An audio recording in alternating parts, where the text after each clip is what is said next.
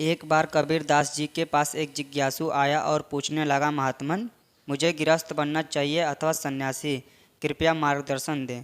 कबीर दास ने कहा, जो भी बनो आदर्श बनो। उसे अच्छी तरह से समझाने के लिए कबीर ने दो घटनाएं दिखाईं।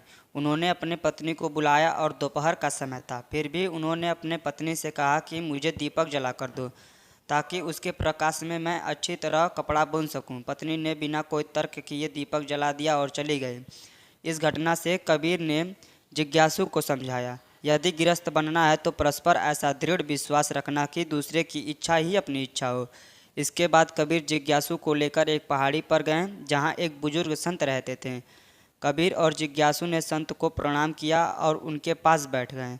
कबीर ने संत से पूछा, बाबा जी, आपकी आयु कितनी है? संत ने कहा, 80 वर्ष।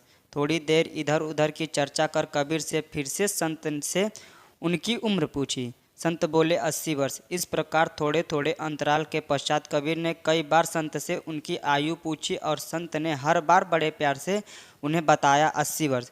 इसके बाद कबीर जिज्ञासु को लेकर पहाड़ी से नीचे उतरने लगा। थोड़ा सा नीचे उतरने पर कबीर ने संत को आवाज़ लगाई, महात्मन, जरा सुनेंगे? संत कबीर के पास नीचे उतर कर आए और पूछा, क्या बात है बेटा? कबीर ने हाथ जोड़कर कहा, महात्मन, मैं आपसे आपकी उम्र पूछना चाहता था। संत ने मुस्कुराते हुए कहा, 80 वर्ष। तब कबीर ने जिज्ञासु से कहा, जिज्ञासु भाई, यदि संत बनना है तो इस तरह धैर्यवान और क्षमाशील बनो। वस्तुतः हम जहाँ जिस भूमिका में रहें उसके अनुकूल बनकर रहने से ही पूर्णता आती है।